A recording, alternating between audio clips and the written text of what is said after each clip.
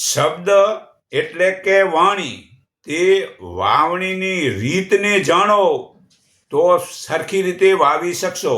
જુઓ, વિચાર વડે, માન્યતાઓ વડે અને લાગણીઓ વડે અને શબ્દો વડે બ્રહ્મ જ્ઞાનની વાવણી કરો. આપણા સારા વિચારોથી આપણું જીવન ઘડાય છે. આપણે જેવું વિચારીએ એવા જ આપણે તૈયાર થતા જઈએ છીએ. અત્યારે આપણે જે કાંઈ પણ પરિસ્થિતિમાં છીએ તે તો પાછલા વર્ષોના વિચારોનું પરિણામ છે, અને હવે જે આપણું ભવિષ્ય કેવું બનાવવું તે અત્યારના જેવા વિચારોથી બનશે. જુઓ, ઈશ્વર કોઈનું ક્યારેય સફળતાનું સુખ તે લેતાય નથી કે કોઈને દુઃખ દેતાય નથી, પણ આપણા મનમાં ચાલતા દરેક વિચારો પર હર ક્ષણ પરમાત્મા કૃપાળુ તરફથી એક તથાસ્તુની ભેટ આપણને મળે છે. જો આપણા દરેક વિચારો પર એક તથાસ્તુ બરાબર આમ ચીપકી જાય, આમ ચોંટી જાય, પણ આપણે આપણા વિચારોમાં સજાગ રહેતા જ નથી, અને જે ખોટા વિચારોમાં આમ તથાસ્તુ આપણા આસક્તિ ભાવે આમ ચીપકાવી છે, નાખી દઈએ છીએ, પછી ઉપરથી પરમાત્માને દોષ આપણે આપીએ છીએ કે હે પરમાત્મા, મેં તારું શું બગાડ્યું છે કે મને આવા દુઃખો આપો છો? જો આપણે પરમાત્માનું કંઈ પણ બગાડી શકીએ ખરા, તો પછી શું પરમાત્મા તેના સંતાનોને દુઃખ આપે ખરા? તો જુઓ, સુખ કે દુઃખના કારણોમાં પરમાત્માને વચ્ચે નાખવાનો રિવાજ આપણે અજ્ઞાનતાના કારણે નાખીએ છીએ. તે સમજાણું આપણા ખોટા કે સારા વિચારથી જે મનરૂપી જમીન ઉગાડે છે, તો પછી નક્કી આપણે કરવાનું છે. તો પછી આપણે નક્કી કરો કે કેવા વિચારો આપણા મનમાં રોપવા છે, કેવા વિચાર નાખવા છે. માટે લીલું ઘાસ, વૃક્ષો, ફૂલો હરિયાળા કેમ રહે તેવું કરો. વાવો, તેને પાણી પાવ, તેવા વિચાર કરો. જુઓ, પૃથ્વી, જળ, વાયુ, અગ્નિ, આકાશ, સૂર્ય, ચંદ્ર, તારાઓ, વનસ્પતિ વગેરે પ્રકૃતિ સતત બીજાને આમ આપ્યા જ કરે છે. તે આપણને તે જોઈને બીજાને તન, મન, ધન વડે બીજાને આપવાના વિચાર રાખો. જુઓ મજા, તો આપણે મતલબ કે જે છે ને, બીજ સારા વાવ્યા સમજો. આપણી માન્યતાને પરમાત્મા તથાસ્તુની ભેટ આપે છે, તો આપણી માન્યતા સાથે પરમાત્માને કોઈ જ લેવા દેવા નથી. આપણી માન્યતા જ આપણી સાચી હકીકત બને છે, કારણ કે માન્યતા મનરૂપી જમીનના ઊંડાણમાં ઉગે છે. જેવી તમારા વિચાર છે એવા વિચાર ઉગે છે. તે મનરૂપી જમીનમાં જેવું વાવો તેવું તે વૃક્ષ બને છે.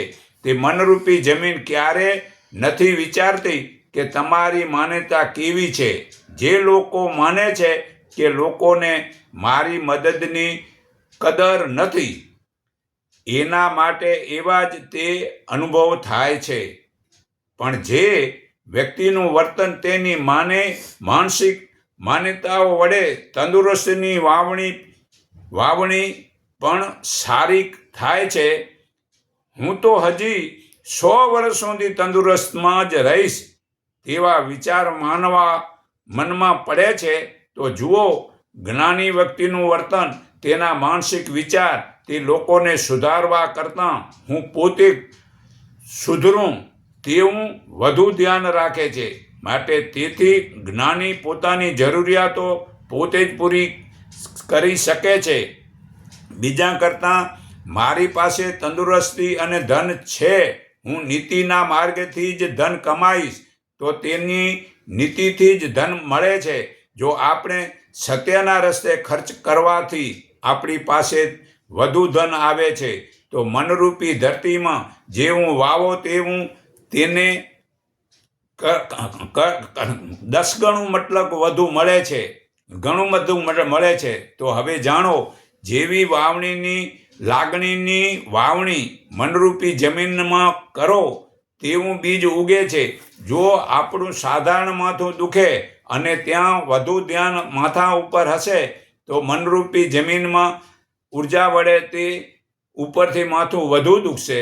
પણ તે કોઈ પણ રોગ કે અછત કે કોઈ પણ સારા ખરાબ વિચારની મનરૂપી જમીનમાં ઉર્જા પેદા કરે છે. તો સમજાણું, જે નબળા વિચારથી રોગ થાય છે કે અછત કે દુઃખ આવે છે, અને હવે સારા વિચારથી સારું શરીર કે ધન મળે છે અને તંદુરસ્તી પણ રહે છે. તો આપણે એવું સારું વિચારો કે ભગવાને મને ખૂબ આપ્યો છે, આવું ઘર, કુટુંબ, ધંધો, નોકર, ચાકર મને ખૂબ આપ્યો છે. તો પહેલાં આપણે એવું વિચારો કે મને ભગવાને માનવ બનાવ્યો છે, એ મોટો ઉપકાર માનો. તે ભગવાનની મોટામાં મોટી કૃપા માનો. જો આપણને વનસ્પતિ કે જો પશુ પક્ષી વગેરે ભગવાને બનાવ્યા હોત તો આપણને કેટલું દુઃખ ભોગવવું પડત. બીજું, પશુ પક્ષીને ખાવા પીવા અને લીલું સૂકું ઘાસ જ ખાય છે કે દાણા જ ચણે છે, ને આપણે સારા અનાજ, સારા ફળ વગેરે ખાઈએ છીએ. છતાં જુઓ, પશુને જે ભગવાને આપેલો આહાર કરે છે તે પશુ મરી મસાલા નાખતા નથી, તે રાંધતા નથી, મીઠું નિમક નાખતા નથી, રાંધીને તે ખાતા નથી. તેમને ભગવાને જે સ્વરૂપે ખોરાક આપેલો છે તે રીતે ખાઈને નિરોગી રહે છે. અને મનુષ્યને ભગવાને વધુ બુદ્ધિ આપી છે. તેથી ગીતા અધ્યાય 9 શ્લોક 26 મુજબનો આર, પાંદડાનો લીલો રસ, પછી પુષ્પ એટલે મધ માય નાખ અથવા માય ખજૂર ફણગાવીને નાખ, અને ફળ એટલે લો, અને ફળ એટલે કઠોળ અનાજને ફણગાવીને લો. એ ફૂલ પછી જે થાય એને બધાને ફળ જ કહેવાય. અને શુદ્ધ જળ લો તો આ શરીરમાં રોગ થશે જ નહીં. આવું ભગવાન કહે છે ગીતા અધ્યાય 9 શ્લોક 26માં. તેની જગ્યાએ આપણે ગીતા અધ્યાય 17 શ્લોક 9 થી 10 મુજબનો આરથી રોગી તામસી બની જઈએ છીએ ને પશુ પક્ષી માં જન્મ થશે, એવું ગીતા અધ્યાય 14-15માં પુરાવો છે. તો એવો તમોગુણી આહાર છોડી દો. હવે વળી પશુ પોતાની માતાનું દૂધ મળે છે ત્યાં સુધી તે પોતાની માતાનું દૂધ પીએ છે. પછી ક્યારે પશુ બીજી માતાનું દૂધ પીતું નથી. જ્યારે મનુષ્યને જે પોતાની માનું દૂધ ભગવાને બંધ કરી દાંત ઉગાડ્યા, અને હવે આ ગીતા અધ્યાય શ્લોક 9-26 મુજબનો આહાર ખાવાની જગ્યાએ તે મનુષ્ય પશુ વગેરે બીજી માનું દૂધ પી રોગી અજ્ઞાની બને છે. છતાં મનુષ્ય સમજતો નથી. મનુષ્ય પોતાના આહારની ભૂલના કારણે જે 2-4 રોગ શરીરના તકલીફ કદાચ હોય, પણ બાકીનું ભગવાનની કૃપાથી શરીર સારું છે તે સમજાતું કેમ નથી? જુઓ, જે લોકો પ્લાસ્ટિકના મકાનમાં કે તાપ કે ટાઢ કે વરસાદમાં રહે છે, છતાં ગરીબોના વિચાર તો જાણો કેટલા સારા છે. સાંભળો તમે. એક યુગલ દંપતી પતિ પત્ની મુશળધાર વરસાદમાં તેની ઝૂંપડીમાં અંદર પાણી ભરાઈ ગયું અને ખૂબ વરસાદની ઠંડીથી ધ્રુજારીથી ઠરવા લાગ્યા. છતાં તે દંપતી એવું વિચારે છે કે આપણા ઉપર ઝૂંપડું એ છે, પણ જેની પાસે ઝૂંપડું પણ નથી તે બિચારાનું શું થતું હશે આ ખુલ્લામાં પશુ પક્ષી વગેરેનું? તો જુઓ, તેમના વિચારો કેટલા ઊંચા છે, અને આપણે તેને ગંદા ભિખારી નીચા સમજીએ છીએ. તેના મનની કેટલી ભાવના ઊંચી છે, ને આપણી પાસે રહેવા પાકું મકાન છે, ખાવા પીવા પહેરવા ફરવા બધી સગવડો છે, છતાં અજ્ઞાનના કારણે રોગી થઈને દુઃખી થઈએ છીએ. માટે સંપ સેવા પરોપકાર પ્રેમની લાગણીના બીજ વાવો અને આ જન્મ શું એ જન્મો જન્મ સુખ મેળવીએ.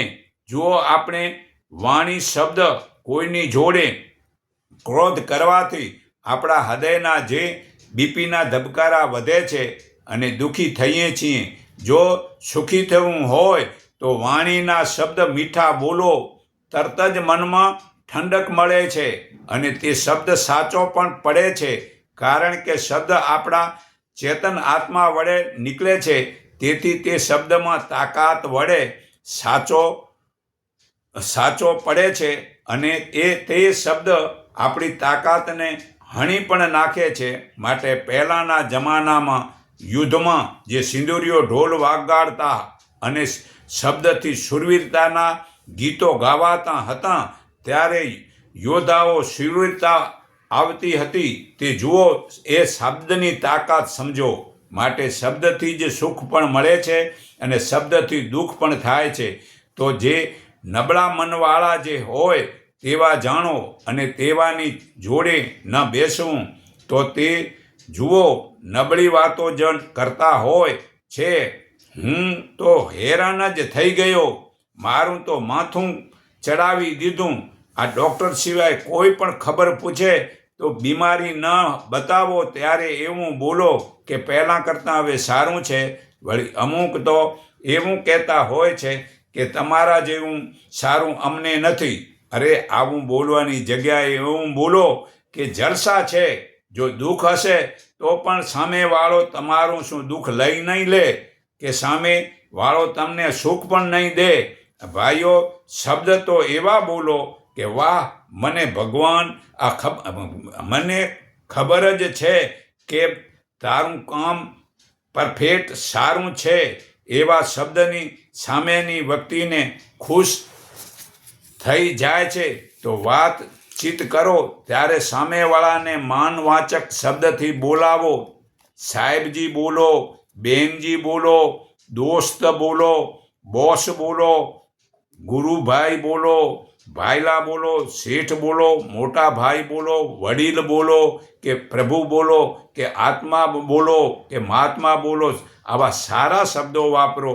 વત્તા જ્યાં જાઓ ત્યાં સામે આવતા હોય કે ઊભા હોય કે કામ કરતા હોય તે લોકોને સામેથી મીઠી વાણી વડેના શબ્દોમાં જય શ્રી કૃષ્ણ, રામ રામ, પ્રભુ, ધન્ય નિરાકાર, જય માતાજી વગેરે દેવી દેવતા વગેરેના નામના શબ્દોથી બોલાવો.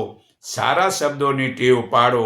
હર વખત મનમાં બોલો, હે પ્રભુ, હે મારા નાથ, હે મારા વાલા પ્રભુ, હે અલખ, હે અનંત, હે અજર અમર, અંતર્યામી, અવિનાશી, દયાળુ, કૃપાળુ, પરમાત્મા, ભગવાન, તારી કળાનો કોઈ પાર નથી વગેરે શબ્દોની મનમાં ટેવ પાડો તો આપણો માનસિક વિકાસ થશે.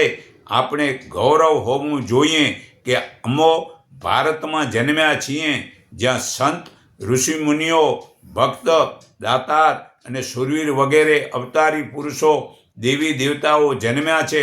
તેથી તેના વડે વેદ, ગીતા વગેરે આધ્યાત્મિક સાચા રસ્તા મળે છે અને સત્સંગ, ભજન, સાંખ્યો વગેરેની જ્ઞાન મળે છે. તે જ્ઞાન શબ્દો વડે શક્તિ મળે છે.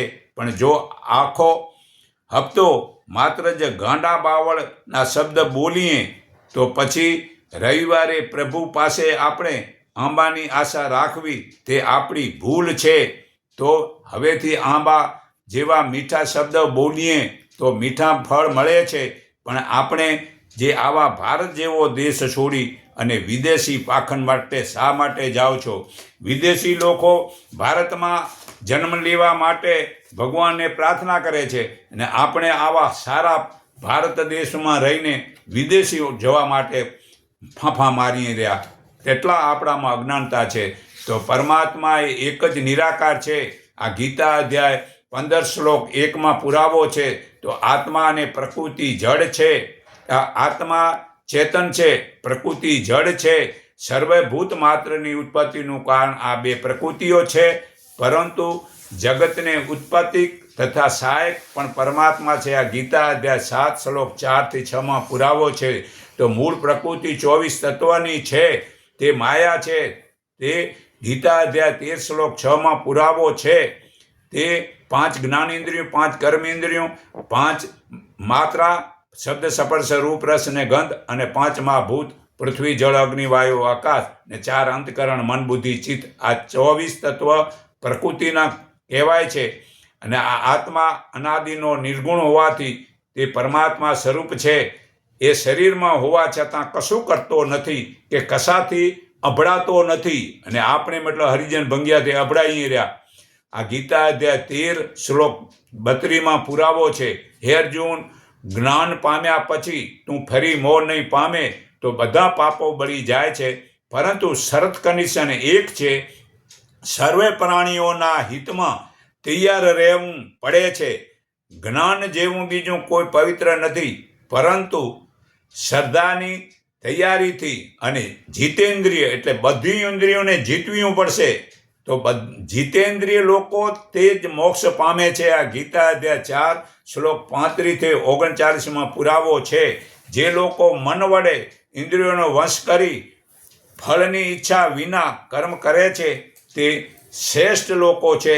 કર્મ કરવાથી શરીર નિર્વાહ પણ સીધી થાય છે, પરંતુ ઇન્દ્રિયોના સુખમાં રચ્યો પચ્યો રહે છે. તે મનુષ્ય પાપી હોય તે આ પૃથ્વીમાં ભારરૂપ છે અને વ્યર્થ જીવે છે. પરંતુ જે લોકો આત્મામાં જ પ્રીતિવાળો, આત્મામાં જ તૃપ્ત થવાવાળો તથા આત્મામાં જ સંતોષ રહે છે, તેને કશું જ કરવાનું રહેતું નથી. અને વળી બીજી રીતે કર્મનું ફળની ઈચ્છા રાખ્યા વિના કર્મ કરતો પુરુષ પરમાત્માને પામે છે. આ ગીતા અધ્યાય 3 શ્લોક 7 થી 19 પુરાવો છે. પરંતુ નિત્ય કામ, સ્ત્રી ભોગ, જ્ઞાનીઓનું જ્ઞાન જે ઢંકાયેલું છે તે ઇન્દ્રિયો, મન અને બુદ્ધિ આ ત્રણેય કામના આશ્રય સ્થાન છે. તે કામ શત્રુનો તું નાશ કર. આ ગીતા અધ્યાય 3 શ્લોક 39 થી 43 પુરાવો છે. વળી સ્ત્રીની ઋતુકાળ 16 દિવસની છે. પહેલા 4 દિવસ રસલાના નીંદેલા, પછી 11મી ને 13મી એ 6 રાત્રિ છોડી બાકીની 10 રાત્રિમાં કામ ભોગ કરે છે. રાતના 10 થી 12ની વચ્ચે તે બ્રહ્મચારી કહેવાય છે. આ મનુસ્મૃતિ પાના નંબર 47 થી 46 પુરાવો છે. તો આ 4 પ્રકારના છે: તમોગુણ, રજોગુણ, સતોગુણ. ગીતા અધ્યાય 17 શ્લોક 8 થી 10 નો છોડી દો. અને ગીતા અધ્યાય 9 શ્લોક 26 મુજબ પાંદડાનો લીલો રસ, શાકભાજી, ફળ અને કઠોળ અનાજ ફણગાવીને લો, તેથી રોગ થતા નથી. અને પાપ પુણ્ય મેલ છોડી બહારના ભોગોને છોડીને પ્રાણાયામ કરો. અને ઈચ્છા, ભય, કામ, ક્રોધ, મૃત્યુ પહેલાં છોડીને જે લોકો મોક્ષની સાધનામાં તૈયાર રહે છે તે સદા મુક્ત છે. ગીતા અધ્યાય 5 શ્લોક 23 થી 28 પુરાવો છે. તો હું આટલું કહી મારી વાણી વિરામું છું. સર્વેના હૃદયમાં રહેલા પરમાત્માને હું મારા હૃદય ભાવથી નમન કરું છું. એકને માનો, એકને ઓળખો, એક સંગઠિત થાવ. એટલું કહી હું મારી વાણી વિરામું છું.